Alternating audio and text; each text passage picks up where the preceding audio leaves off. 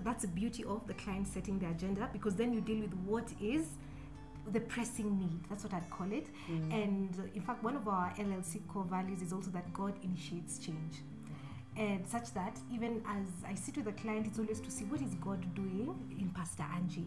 Because many times we may come and try to create our own agenda, but if it's not what God was working in, that's when you find clients not doing their action steps, because it's not really what God is. But when you work in line with God, then it flows. Because it's the same thing, and then they'll go and come back and you'll find that so many other pieces fit in together, so many experiences, like, I mean, your zucchini, such things happen because that's what is on God's agenda also. Yeah, it's just amazing because, and like you said, like for Edna, I think she'd been considering coming, but maybe that day when she just saw me, it triggered it. So you know, that's what I love about obedience. So what if I went to another zucchini, the wrong zucchini? I need to be there in the section looking for cakes, which I was not supposed to be eating. Hallelujah. Which I'm trying to self-coach, you know, out of this drama of eating cakes. But anyway, so I think being also in the right place at the right time is very, very important. I also wanted to share that yes, when I went for, I think it was a graduation for the next year for another cohort at CDI Africa, that, you know, I was really trying to follow all the competencies, but then I knew myself, you know, and I've always known there's something always different about me and the way that I do things, and I knew that my coaching style, I know that God is in it, the Holy Spirit is in it, so I have to follow Him. I always have, and I was really having a hard time. And I was saying, okay, I must follow the competencies, but I feel like there's something that I have to be true to myself. But I was still not very clear on it. So I went for the graduation, and Vicky Brock, I think she's she's a leader within the ICF fraternity. She said something, and I was like, oh my God, thank God I came. She just said, you know, as you're doing coaching and you've been taught the competencies, you still have to do you. You still have to do you. There has to be a flavor of you and your own unique way. And I was like, phew. I was like, oh my God. I mean, I can't be somebody else. There still has to be me. There's that. You see, there's that also, that anointing of the servant of God. It's in me, you know, and I can't stop it, you know, and I can't. The competencies, yes, I will keep within them, and the techniques, but there's me. I have to add flavor, Angie, into this whole thing. And I was so, it just provided me so much freedom when she said that you can, everybody will have, there's a uniqueness in your coaching, because it's your own flavor and your own style. You keep to the core values and the core competencies, but there's you. And that would just let me breathe. And I was like, yeah, good, I can be me. And I really love that about that. And when you're talking about the fact that coaching, the coachee comes and sets the agenda, I think the other thing I like, and then you can be flexible. Because God, I think every single video I've shot, God has been talking about flexibility.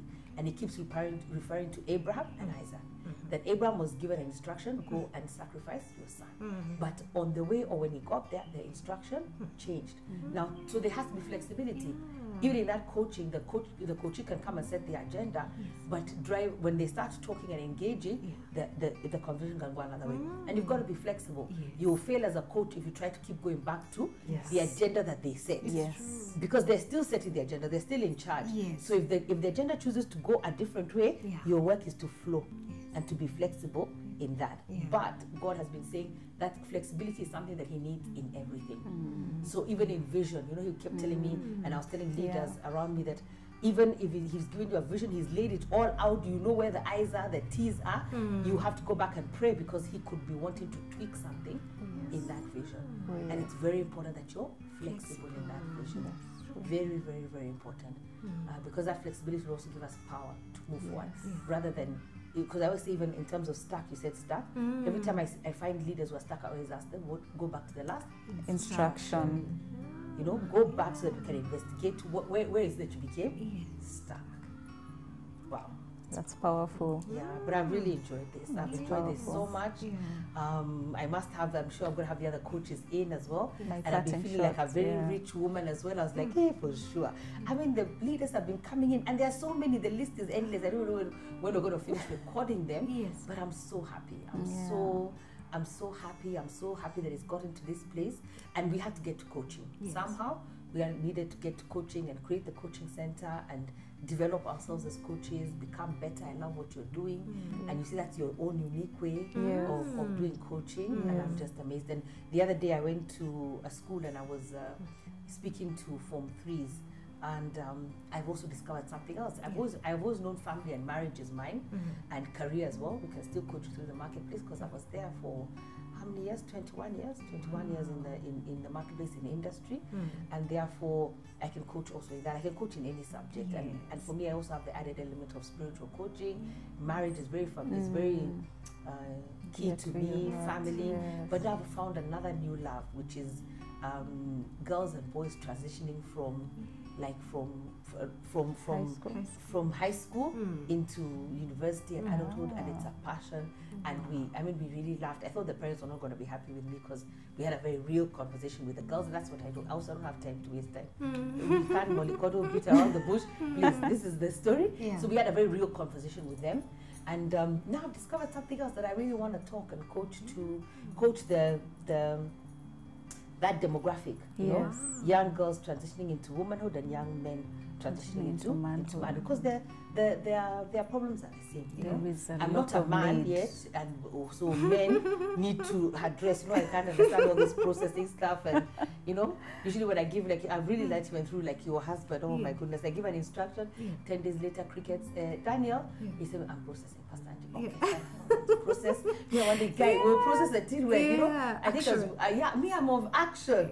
By the time I'm thinking, I've got 5 actions all in place, moving. But I've also learned how they think differently. So I still feel like there's the place of the men, because we also have a lot of men in the ministry as well.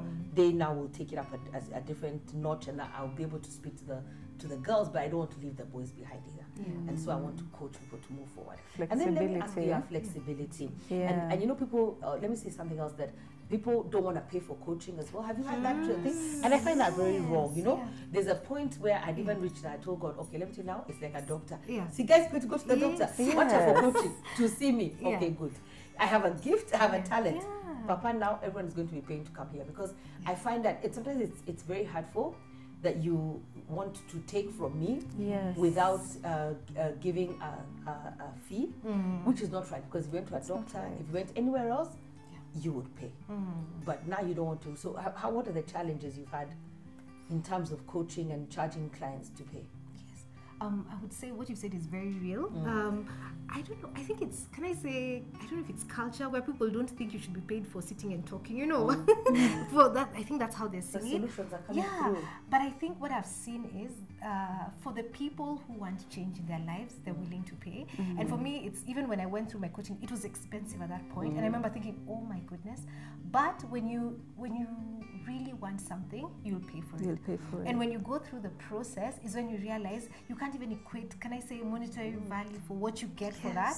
And even now with some of the clients, after you go through that and they actually tell you that it was worth it, is when you actually start seeing, honestly, there's some things that maybe I don't know if you need to mystify to the market, but what I've seen, word of mouth works. Whereby when people, so I get a good experience, I speak to you, and then based on that, someone is more curious, like, okay, if that could happen in her life, maybe. So I think that's what will work for us as coaches, but we need a change in the market. It's an improvement, definitely. For the older coaches in the market, they struggled more than we did, honestly. People did not expect to pay anything, even as we speak to the older ones. But I can see there's a change in the market, and also because it has shifted to the marketplace. I think that's also been a big player, where many corporates are actually getting, can I say, for their top management, they have them tied to coaches. And I'm hearing more of that happening. And because of that, I'm sure the market is going to change, because the need is there. There's a very big need. What I would say is this: it is true. People don't pay for coaching, or they don't expect that they should pay for coaching because of lack of awareness. Once you get to be coached, you'll understand, isn't it? You'll understand the importance of coaching and what it makes you do. You know? And some of the reasons why somebody should pay for coaching is this.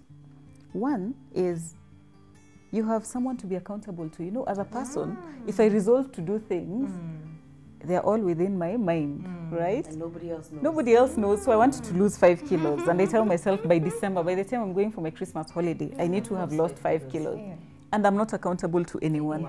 And I meet Pastor Angie at Zucchini at the cake place. As we are chatting, I'll buy that cake, you know. So accountability is something as human beings, it's very difficult to keep by ourselves. So imagine you have someone who you can be accountable to, someone who you can bounce off ideas to. Sounding board. Sounding board, you know? And as we said earlier, it is somebody who has not had, is not in that same situation, has not put in investment in that situation, emotional investments or anything. So they're very unbiased. So you have someone to have, you know, to have as a sounding board. Next, you have someone who challenges your perceptions. Yes. You know, you're in the office and as a CEO, as a COO, as a manager, even as a senior staff, or you don't even have to be a senior staff. In life, you're somewhere where you're thinking, this is too difficult for me. But you have someone you can talk to. Someone who can ask you questions that will make you realize this is possible. Why shouldn't you pay for that? And also, you should. And also somebody you can be vulnerable with. Yeah, you can be vulnerable with. Also, as you're growing as a leader, maybe there are very few people that you can be vulnerable with. No, you can be vulnerable with your coach. You know?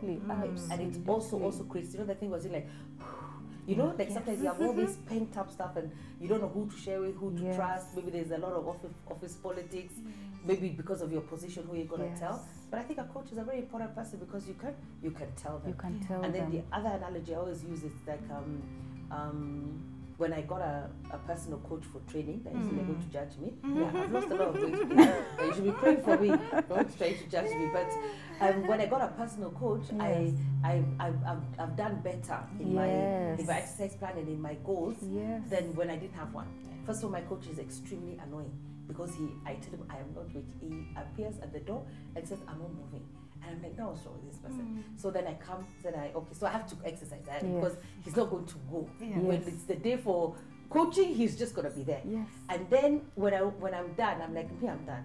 He says 20 more. I'm like, 20 more? From where? There's no way. So he pushes me further and further and further. And then I achieve my goal. So it's the same thing, you know. All of us, I think life is so full of pressure, so hectic, so busy, has so many different dimensions going in it. I really believe you cannot, even in our season and time and generation, it's really hard to do things without a coach. Absolutely. So you need a coach. And as you say, to help you through. Someone to listen to you. How many people have time to listen to you? People are so busy. Maybe people are listening with an agenda, and maybe people are not really listening. And you see now the coach has no agenda. They have no agenda. You are the one with the agenda, and they're not going to gain anything. You know, so they just want to coach you, guide you, make sure that you do the right things. And that you draw it out of yourself. You're the one who has all the solutions. Meanwhile, keep quiet and have pregnant poses and wait for you to remove from yourself. But it is that has always been there. And you see, it's so in line. For me, it's so in line with purpose. Because I always say that purpose, I cannot create your purpose. God created you with purpose. He said before He knew you, before He placed you in His mother's womb, He knew you. So He knew He already created you with purpose and everything. So nobody can give you that purpose, but we can draw it out. We can draw out that potential through a series of events or a sequence of events or powerful questioning, different competencies and skills. We can actually draw out your potential and your purpose. So I think I'm passionate about coaching because it's very integrated to purpose. They're very related. And then it's what you were created to do and what you want to do, you know. And I keep hearing this expression, so I'll just say it. It could even be the place where once I remember God was talking to me about the place where derailed from His perfect plan for us. So even coaching can draw that out, you know, because there are many people maybe who, for different reasons, some maybe you did a degree because of your parents, or you're in a certain job because of your parents, or you're in a certain job to impress people, and you hate it every day and nobody knows, and even if you told them you hate it, they think you're crazy. Like everybody thinks you should be happy there, but you're not. So I still feel that's still a moment where you are derailed from what God created you to do, and you probably need to set yourself and go back to that place. And there's no better way to do it than with a coach. Closing statement. You look at the camera and give your closing remarks. In coaching, a coach helps a coachee to come up with solutions from within themselves. There is no better solution than the one that comes from within you because it aligns to your value system. It's better than any advice anyone would give you because they are giving it based on their life, their belief system, their values. But when it comes from deep within you and it aligns with you, you're definitely going to succeed. And everybody needs a coach. Yeah. Yes. Wow. For me, I'd say that coaching is a partnership. So the coach will come and walk with you, and can I say share life with you as you walk your journey and navigate the different seasons of your life. And I think it's just appreciating that God has given you everything you need to live out your life. He has equipped you fully, and it's just starting to believe in yourself and believe you have the answers, and then trust, can I say, in the process. And there's nothing wrong with admitting that we all need help along the way. And having someone walk with you does not mean you're not capable, you're not able. They just walk with you to help you, can I say, fine-tune and panel beat some of the things in your life. So even as you walk, you don't need to walk life alone. In fact, that's what I want to tell you. Jesus didn't walk life alone, and neither should we. And actually, there's a time we did an analogy, and I think I'm going to do it again. I think I'll do that, where we compared the life of Jesus to coaching. Yes, and it was so amazing. And he was an amazing coach. He was a coach. We did that in school. Really? Yeah. Oh, he's a master coach. With Eileen and another pastor guy. It was amazing. It is. To see, to analyze, to put to Jesus Christ as a coach, and to see him with all the competencies, the questions, the parables. That's how he taught them, you know, and very creative. So for me, how I want to end the coaching conversation is, I feel it's a very creative way to create with God, to create what was within you and draw it out. And actually the picture I see in my mind is a surfer. And you know, a surfer goes to ride the wave when everybody's running away from the beach because maybe the sea, because the waves are very high and very turbulent. The surfer picks up his board and he runs towards it, and then he surfs, he rides the wave, you know. That's what I see coaching is, you know, is that there are probably challenges in front of you, and you need to run towards them and then ride them. And that's what coaching does, you know. And every time I see somebody do something that's looks incredibly impossible, because I can't even imagine being on a surfboard and surfing and riding the wave. But I always think, but they're just like me. Me and them were the same. There's nothing they have extra, you know. And that always makes me want to go out and do more, you know. But wants to understand what made that man. How did he develop? What part of him? What has he developed in himself that he can, or herself, that they can be able to serve that I haven't? And that's what I feel coaching is. It's able to draw out things that we were all created to do, but you're probably not doing. And the coach is able to draw them. So wow, that's been so powerful. I hope you've enjoyed the coaching conversation. I pray that you go to the website and look at the PLF Coaching Center, look at the coaches who are there, and see who you would love to have a pre-assessment meeting with, interaction with, and start coaching. And you know, if you don't want to go to the PLF Coaching Center, find a coach, you know. Maybe there's something that there's somebody else you think you want to be coached at. We all went to different places for the coaching, we all had different places for that coaching.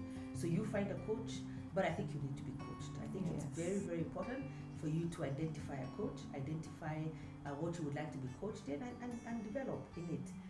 So thank you so much for engaging with us in the coaching conversation. My name is Angie Murenga. You're watching Just Angie with my guests, Anita and Edna. God bless you, and bye. Say bye. Bye.